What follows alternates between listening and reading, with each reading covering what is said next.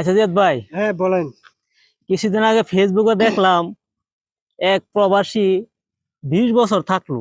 হ্যাঁ, থাকার পর বাড়িতে গিয়া তার নিজের নামে কিছুই পাইলো না।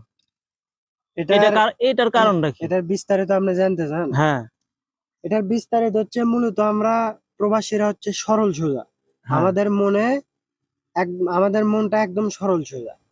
হুম, আমরা সহজে অতি তাড়াতাড়ি সবাইকে বিশ্বাস করে নিই। হ্যাঁ, আমরা কি পারি না আমাদের নিজের নামে অ্যাকাউন্ট করতে? আমরা যদি ইচ্ছে করে আমাদের নিজের নামে অ্যাকাউন্ট করে আমরা টাকা পাঠাবো, কিন্তু হ্যাঁ, আমাদের বাবা মা ভাই বোন তাদেরকে আমরা তাদেরকে বিশ্বাস করে আমরা টাকা পাঠাই। এখন দিন শেষে যদি ভাই তারা যদি মনে করেন যে বিশ্বাসের মর্যাদা নষ্ট করে দেয়, তাহলে হ্যাঁ, তো আর করার কিছু নাই। তার কারণ পৃথিবীটা চলে হচ্ছে বিশ্বাসের উপরে। হ্যাঁ, হ্যাঁ, এখন হয়তোবা ওই ভাইটা বিশ্বাস করে তার বাবা অথবা তার ভাইয়ের কাছে টাকা পাঠাইছে। এখন তার বাবা অথবা তার ভাই নিজের নামে সবকিছু করছে, জমা জমি, বাড়ি করছে, বিল্ডিং বাড়ি, ওটাও নিজের জায়গার উপরে করছে। হ্যাঁ, হ্যাঁ, টাকা দিয়ে শ্বশুর বাড়ি অর্থ সম্পদ কিনছে। এটা কিন্তু বউ, শ্বশুর, মানে আর কি পরিবার মিলে পরিকল্পনা করছে। আর মনে করেন যে বাড়িতে ফোন দিছে ওই প্রবাসী ভাইয়ের কাছে যে তোর নামে সবকিছু করা আছে, তুই খালি হ্যাঁ, আসবি, আসে জুতো খুলে বাড়ি ঢুকবি।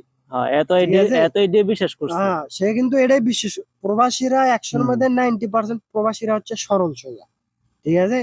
এখন দিন শেষে যখন ওই প্রবাসী ভাইটা বাড়িতে যায়, যাওয়ার পরে যখন বাবাকে জিজ্ঞেস করে যে বাবা আমার বাড়ি কই, আমার এই হুম, জমা জমি কই, তখন ওই বাবা সব বাবার কথাই বলতেছি না, কিছু কিছু বাবার জন্য অন্য বাবাদের দুর্নাম নাকি। হ্যাঁ, হ্যাঁ, মনে করেন যে জিজ্ঞেস করার সাথে সাথে কবি তুই সারা জীবন বিদেশ করে কি বাল করছো, কয় টিয়া পাঠাচ্ছ, তুই জিল্লা টিয়া দিছো পরিবারে খরচ করতে শেষ হয়ে গেল।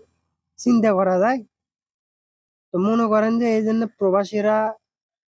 প্রবাসীদের টাকা রক্ত ঝরানো টাকা। ঠিক আছে। মাথার ঘাম পায়ে ফেলে টাকা উপার্জন করে প্রবাসীরা। হ্যাঁ, হ্যাঁ, তাদের টাকা নিয়ে আপনারা কখনো চিনিমিনি খেলবেন না। ঠিক আছে।